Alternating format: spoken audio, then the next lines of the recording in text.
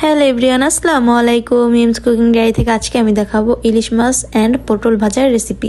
তো আমি বাংলাদেশ থেকে একটা ইলিশ মাছ নিয়ে এসেছিলাম, ওইটাই কেটে কুটে নিলাম। এখন এইখান থেকে আমি 2 পিস মাছ অ্যান্ড মাছের যে ডিম দুইটা হয়েছে ওই দুইটা নিয়ে নিব। তো টোনাটুনির সংসারে রান্নাবান্না তোমরা সবাই দেখতে থাকো। এখানে আমি পটল অ্যান্ড যে মাছটা নিছি ওই মাছগুলা হলুদ মরিচ তারপরে লবণ সব কিছু দিয়ে ভালো করে ম্যারিনেট করে নিব। তো তার পাশে আমি আবার ধনিয়া পাতা, পেঁয়াজ কুচি, মরিচ কুচি নিয়ে নিছি, এগুলো পরবর্তীতে কাজে লাগবে।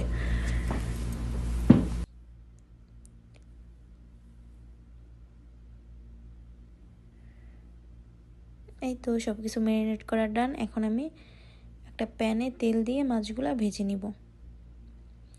তো তোমরা সবাই দেখতে থাকো, আর আমার ভিডিওটা যদি ভালো লাগে থাকে তাহলে আমার পেজটা একটা ফলো করে দিও অ্যান্ড একটা লাইক করে দিও।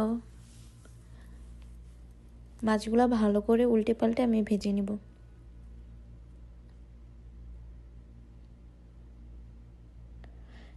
এই তো মাছগুলো আমার ভাজা শেষ। এখন আমি এর ভিতরে যে পেঁয়াজ কুচিটা আর মরিচ কুচিটা দিয়ে দেব, দিয়ে ভালো করে ভেজে নেব।